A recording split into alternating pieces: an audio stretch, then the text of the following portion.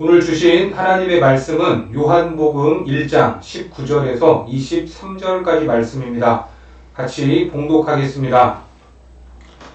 유대인들이 예루살렘에서 제사장들과 레위인들을 요한에게 보내어 내가 누구냐 물을 때에 요한의 증언이 이러하니라. 요한이 드러내어 말하고 숨기지 아니하니 드러내어 하는 말이 나는 그리스도가 아니라 한데 또 묻되 그러면 누구냐 내가 엘리야냐 이르되 나는 아니라 또 묻되 내가 그 선지자냐 대답하되 아니라 또 말하되 누구냐 우리를 보낸 이들에게 대답하게 하라. 너는 내게 대하여 무엇이라 하느냐 이르되 나는 선지자 이사야의 말과 같이 주의 길을 곧게 하라고 광야에서 외치는 자의 소리로라 하니라. 오늘은 주의 길을 곧게 하는 외치는 소리라는 제목으로 하나님 말씀 전하겠습니다. 오늘부터 요한복음 본론으로 들어가는데 19절이 어떻게 시작했습니까? 유대인들이 예루살렘에서 제사장들과 레위인들을 요한에게 보내서 네가 누구냐라고 물었을 때 요한이 무엇을 합니까? 증언을 했다라고 말합니다. 그러니까 첫 번째 키워드가 바로 증언이라는 말입니다. 그리고 이 문단의 마지막 절에도 증언이라는 말이 나오는데 요한복음 1장 34절을 보니까 내가 보고 그가 하나님의 아들이심을 증언하였노라 하니라. 증언이 이러하니라로 시작을 하고 증언하였느니라 이렇게 끝이 나고 있습니다. 이것은 증언이라는 주제를 말한다라는 의미도 되겠지만 여기에 또 하나의 의미가 있는데 증언자가 중요한 것이 아니라 증언 그 자체가 중요하다라는 말입니다. 다시 말해서 메신저보다는 메시지가 중요한 것입니다. 그런 의미에서 증언을 강조하고 있다. 이것을 기억하시고 오늘 메시지를 들으시기 바랍니다. 그런데 오늘 유대인들이 종교 기득권자들인 제사장들과 레위인들을 세례 요한에게 보냈다라고 말하는데 우리가 앞에서도 봤지만 요한 역시 보냄을 받았던 사람이었죠. 요한복음 1장 6절에 하나님께로부터 보내심을 받은 사람이 있으니 그의 이름은 요한이라. 여기에서도 공통적인 키워드가 보냄을 받았다라는 겁니다. 다만 요한은 하나님이 보내셨고 요한과 충돌하는 종교 기득권층들은 유대인들이 보낸 것입니다. 사람들이 보낸 사람과 하나님이 보낸 세례 요한이 충돌하는데 이 충돌은 멱살을 잡고 싸우는 그런 충돌이 아니라 질문과 대화의 형식을 통해서 일어나게 됩니다. 그 대화는 종교 기득권자들에게 종교 기득권자들이 네 가지 질의를 하고 세례 요한이 네 가지 답변을 하는 형식입니다. 이 질문과 답변 속에 오늘의 메시지가 담겨 있습니다. 그러면 첫 번째 질문이 무엇인가? 19절을 보겠습니다. 유대인들이 예루살렘에서 제사장들과 레위인들을 요한에게 보내어 내가 누구냐 물을 때에 요한의 증언이 이러하니라. 첫 번째 질문이 뭡니까? 내가 누구냐라는 겁니다. 세례 요한에게 네가 누구냐 이렇게 물었던 거죠. 세례 요한이 외국에서 온 사람도 아닌데 몰라서 물었을까요? 그건 아니죠. 이 질문에는 몰라서 물었던 것이 아니라 종교적이고 정치적이고 시대적인 많은 의미가 녹아 있습니다. 일단은 네 정체가 도대체 뭐냐라는 뜻입니다. 그 다음으로는 네 배우가 누구냐, 네가 지금 하고 있는 일을 누가 시킨 것이냐라는 의미가 담겨 있습니다. 이 질문이 듣기에는 굉장히 평범하게 들릴 수 있지만 만약에 누군가가 여러분들에게 똑같은 질문을 했을 때 뭐라고 대답을 하시겠습니까? 너는 누구냐? 네 뒤에 누가 있냐? 누가 이런 일을 시키고 있냐? 사실 세례 요한은 갑자기 등장해서 무엇을 외쳤습니까? 회개를 외쳤고 천국 복음을 외쳤습니다. 마태복음 3장 7절에서 10절까지 말씀을 보겠습니다. 요한이 많은 바리새인들과 사두개인들이 세례 베푸는 대로 오는 것을 보고 이르되 독사의 자식들아 누가 너희를 가르쳐 임박한 진노를 피하라 하더냐 그러므로 회개에 합당한 열매를 맺고 속으로 아브라함이 우리 조상이라 생각하지 말라. 내가 너희에게 이르노니 하나님이 능히 이 돌들로도 아브라함의 자손이 되게 하시리라. 이미 도끼가 나무 뿌리에 놓였으니 좋은 열매를 맺지 아니하는 나무마다 찍혀 불에 던져지리라. 도끼가 나무 뿌리에 놓였다라는 이 말은 임박한 심판에 대한 경고의 말입니다. 이런 이야기를 듣고 있던 당시 종교 기득권층의 입장, 그들의 입장이 뭐가 되겠습니까? 자기들은 지금 그 자리에 올라가기까지, 그리고 그 자리를 지키려고 악착같이 노력을 하고 있는데, 회개하라는 메시지, 천국이 가까이 왔다고, 심판이 임박했다고 말을 하니까 많은 군중들의 마음이 뒤숭숭해졌던 겁니다. 그 백성들의 흔들리는 마음은 자기들이 이루어 놓은 종교적인 기득권, 누구도 침범할 수 없을 것만 같았던 자기들만의 성, 이것을 흔드는 사건이었습니다. 그러니까 유대인들이 기득권 종교 지도자들을 보내서 첫 번째 물었던 질문이 너는 누구냐라는 것이었습니다. 우리가 지금 하나님의 편에 서서 사는 백성들의 입장에서 이 질문을 들었다라고 생각을 해보시면 너는 누구냐? 다시 말해서 네 정체가 뭐냐? 네 배우가 누구냐? 누가 시켜서 이 일을 하는 것이냐? 왜 이렇게 시끄럽게 떠들고 다니냐? 이런 의미로 받아들일 수 있는 겁니다. 그냥 조금 조용히 좀 있으면 안 되냐? 너 있던 광야로 돌아가라. 그런데 이 질문이 2000년 전 세례 요한이라는 자연인 한 사람에게만 던져진 질문일까? 사실은 오늘을 살아가고 있는 우리의 삶에서 매일 우리를 향해 들려오는 질문일 수 있다라는 겁니다. 너의 정체성이 무엇이냐? 앞서 우리의 정체성은 보냄을 받은 자다라고 했죠. 여러분 이것을 믿으시죠? 그리고 세례 요한이 이 질문에 답변을 하는데 뭐라고 말합니까? 본문 20절입니다. 요한이 드러내어 말하고 숨기지 아니하니 드러내어 하는 말이 나는 그리스도가 아니라 하되. 여기서 요한이 대답을 하는데 강조하고 싶은 말이 있습니다. 그것이 뭘까? 나는 그리스도 아니다. 여기에 보면 문법적으로 강조하는 것이 보입니다. 원문으로 들어가서 보면 나는 뭐뭐가 아니다. 여기에 강조점이 있습니다.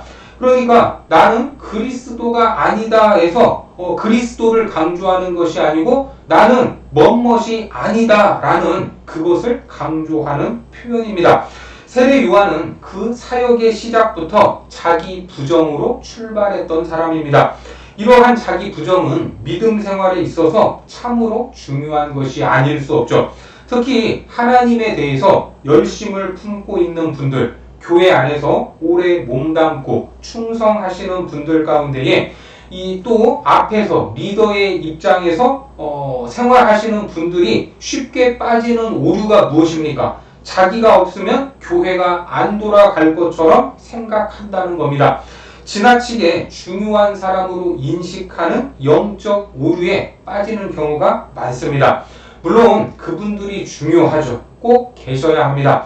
앞에서 일을 하기 위해서는 시간도 들여야 되고 물질도 들여야 되고 헌신도 들여야 하고 또 뭔가 잘못되면 욕을 먹기도 하고 책임도 지지 않습니까? 그렇게 중요한 역할을 하면서 칭찬을 받고 인정을 받지만 동시에 자기 부정을 해야 한다는 겁니다.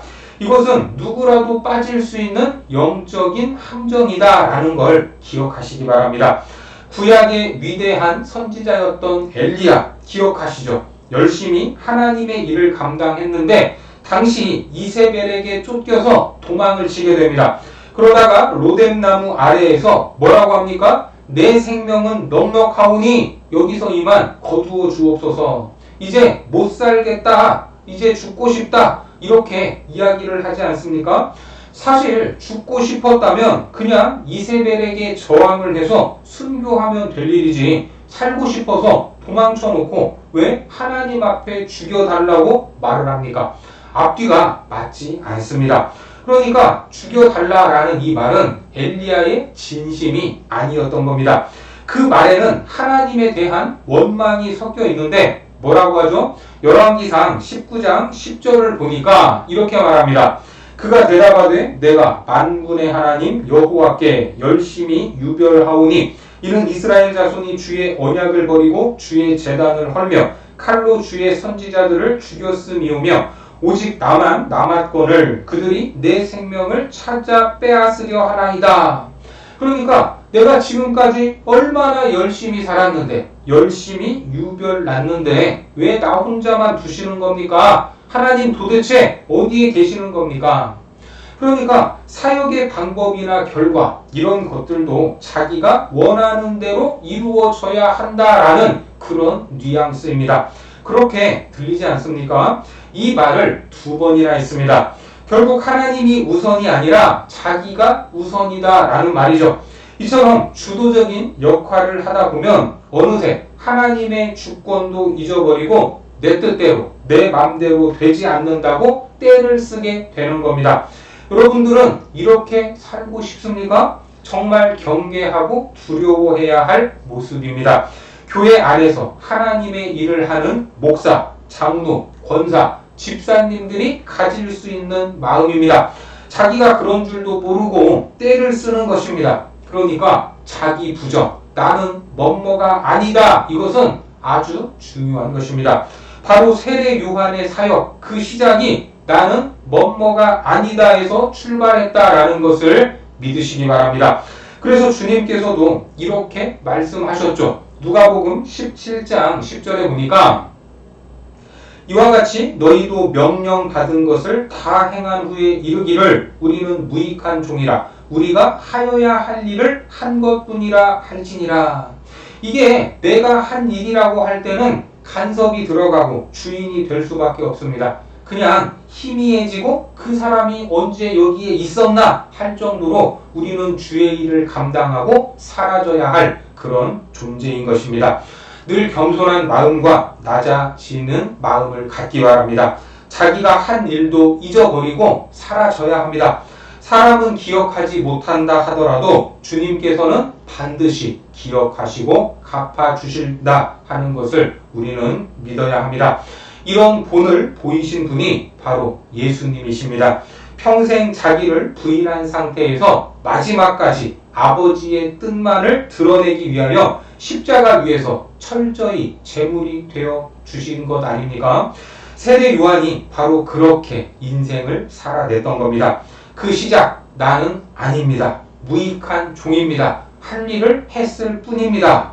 그래서 다음에 또 질문이 이어지게 되죠. 본문 21절과 22절을 보겠습니다. 또 묻되 그러면 누구냐? 내가 엘리야냐? 이르되 나는 아니라. 또 묻되 내가 그 선지자냐? 대답하되 아니라. 또 말하되 누구냐? 우리를 보낸 이들에게 대답하게 하라. 너는 내게 대하여 무엇이라 하느냐? 어떻습니까? 질문이 엘리야냐? 선지자냐? 묻고 있지만 사실은 너는 누구냐라는 처음 질문에 대한 답변으로 모든 질문에 대한 대답을 끝냈던 겁니다. 그래도 이해를 못하니까 너는 네가 그러면 누구라고 생각을 하냐? 이 네 번째 질문에 드디어 자기가 하나님께로부터 이 땅에 보내진 인생의 사명, 그 소명이 무엇인가, 그 역할에 대해서 아주 명확하게 소개하고 있습니다. 본문 23절을 보겠습니다. 이르되 나는 선지자 이사야의 말과 같이 주의 길을 곧게 하라고 광야에서 외치는 자의 소리로라 하니라. 여러분, 외치는 자도 아니고 뭐라고요? 외치는 자의 소리라고 합니다. 이게 무슨 말인가? 일단 세례 요한이 역사 속에 등장하기 전까지는 어디에 살았는지 우리가 알 필요가 있습니다. 어디서 살았죠? 광야에서 살았습니다. 광야의 쿰란 공동체의 일원으로서 굴 속에 살았습니다. 그러면 주로 그들이 굴에서 쿰란 공동체의 일원으로서 무엇을 하고 살았나? 예수님, 이 메시아를 기다리면서 하나님의 말씀을 연구하고 가르치고 공유하는 일을 했는데, 특별히 이 에스에네파라고 있습니다. 에스에네파. 이 에스에네파의 일원들은 굉장히 구약 성경에 대해서 능통한 사람들이었습니다. 모든 삶을 최소한으로 절제하고 광야로 나아가서 그런 초경건주의적인 생활을 하고 있었습니다. 그러니까 세례 요한이 말하는 외치는 자의 소리, 이 말은 자기가 생각할 때 나는 그런 사람이네 스스로 정의한 것이 아니다 라는 말입니다. 분명히 말했죠. 나는 선지자 이사야의 말과 같이 주의 길을 곧게 하라고 구약의 이사야 선지자의 글을 인용하고 있던 겁니다. 그러면서 외치는 사람이다 라고도 하지 않고 외치는 자의 소리다 라고 말합니다. 소리, 그냥 사운드죠. 소리가 내용입니까? 내용을 전달하는 방법입니까? 그렇죠. 어떤 내용을 전달하려면 글로 써서 전달할 수도 있고 수신호를 보낼 수도 있습니다. 바로 그런 방법 중에 하나가 소리라는 방법입니다. 그러니까 자기는 외치는 사람도 아니고 그냥 외치는 자의 소리. 그래서 요한이 강조한 것은 이 소리에 담겨져 있는 메시지, 이것을 더 강조하고 있는 것입니다. 그러면 요한이 인용한 이사야의 글, 광야에서 외치는 자의 소리, 주의 길을 곧게 하라, 이것이 다 무슨 말인가? 이것을 정확히 이해하려면 이사야 선지자가 쓴 그 이사야서를 전부 다 이해해야 되지만 짧게 몇 마디로 설명을 하면 이렇게 말할 수 있습니다. 이사야서는 크게 두 부분으로 나눠져 있는데 1장에서 39장까지는 전부 하나님을 떠난 이스라엘 백성들이 당하게 될 심판, 그 심판과 패망과 고난과 징벌에 대해서 기록하고 있습니다. 좋은 말이 있겠습니까? 없겠습니까? 좋은 말이 있을 수가 없죠. 심판과 패망인데 그렇게 안 좋은 내용들로 39장까지 가득 차 있습니다. 그리고 40장에서 66장 이제 끝까지는 회복과 구원, 소망, 하나님의 인도하심이 나옵니다. 그 회복의 첫 부분인 이사야 40장 1절에 보면 이렇게 말씀하고 있죠. 너희의 하나님이 이르시되 너희는 위로하라, 내 백성을 위로하라.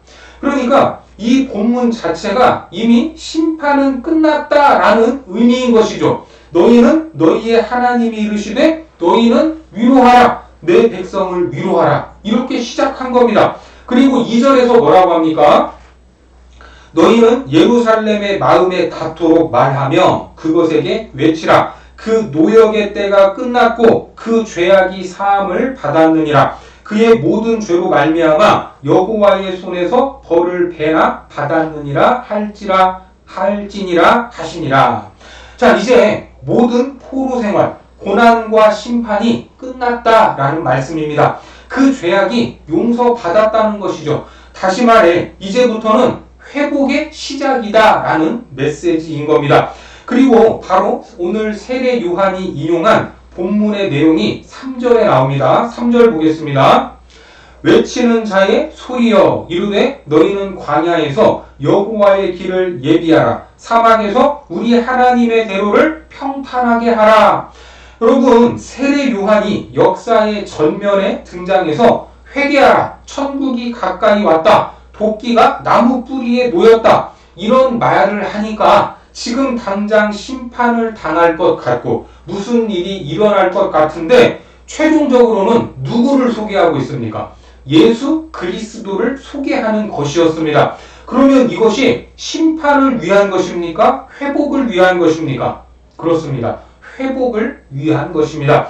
그러니까 이 메시지 속에는 하나님의 구원과 회복이 담겨 있습니다. 세례 요한이 인용했던 이사야 40장 3절의 말씀, 여기에 외치는 자의 소리가 나오는데 외치는 자, 이것이 중요한 것이 아니라 그 담아진 내용, 메시지, 이르되 너희는 어디에서? 보통 광야라고 얘기할 때는 풀 한 폭이 없는, 아무것도 없는 텅 빈 공간을 연상하게 될 텐데 적어도 여기에서 광야라고 말하는 것은 문학적인 표현입니다.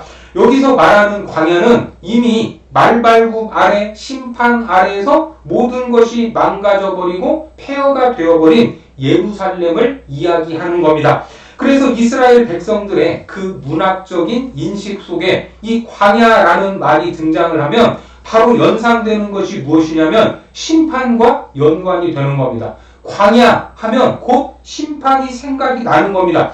그러니까 광야는 이 백성들이 당한 심판을 당한 결과로서 황폐하고 메말라버린 땅이 된 겁니다. 심판당한 결과로 지금 예루살렘을 비롯해서 그들이 살던 고향 땅 전부가 무엇처럼 변했다는 말이라고요? 광야처럼 변해버렸다라는 말입니다.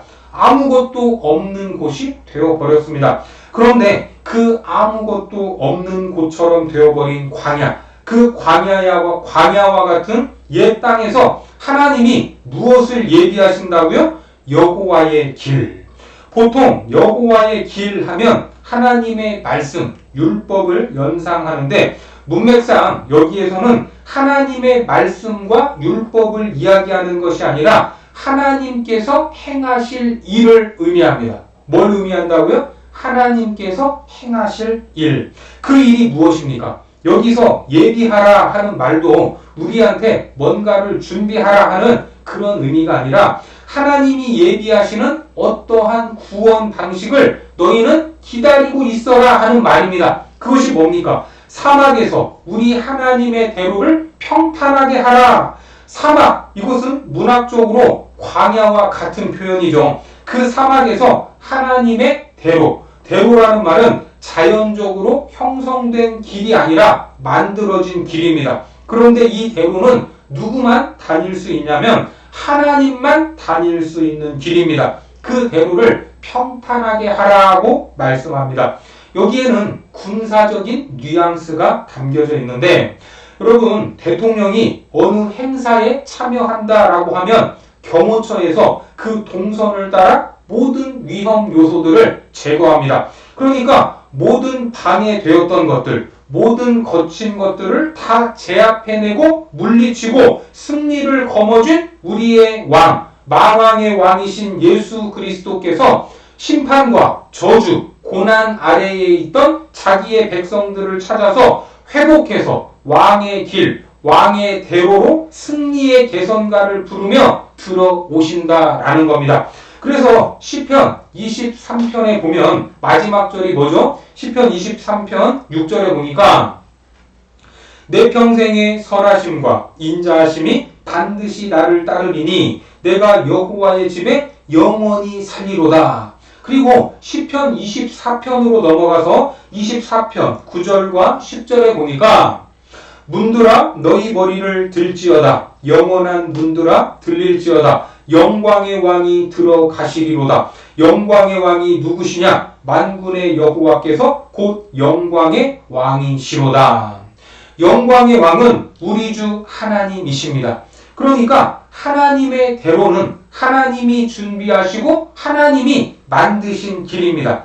이 길로 심판과 저주와 멸망 아래에서 광야와 같이 오래 황폐했던 그 백성들을 회복해 주시고 만왕의 왕이신 예수 그리스도께서 이 길을 따라 승리의 개선가를 부르며 들어오실 것입니다. 그때 모든 문들이 머리를 든다는 것입니다. 왜요? 그분이 영광의 왕이기 때문입니다. 오늘 광야와 같은 인생을 살아가는 우리 모두에게 하나님이 주신 이 승리의 약속이 큰 소망과 위로의 메시지가 되기를 바랍니다. 그리고 그분과 함께 승리를 경험하고 다시 회복의 자리로, 다시 은혜의 자리로, 다시 축복의 자리로 나아가기를 주님의 이름으로 축원합니다. 기도하겠습니다. 하나님, 우리는 보냄을 받은 자들로 주의 길을 곧게 하는 사명을 감당하기 원합니다. 광야에 외치는 소리처럼 내가 외쳐야 할 메시지, 그 복음의 능력이 우리 삶에 드러나게 하여 주옵소서. 심판과 저주가 아닌 구원과 회복의 선포를 통하여 많은 영혼들이 돌아오게 하시고 왕의 왕이신 주님의 은혜와 축복을 누리는 복된 삶이 되게 하여 주옵소서. 예수님의 이름으로 기도드립니다. 아멘.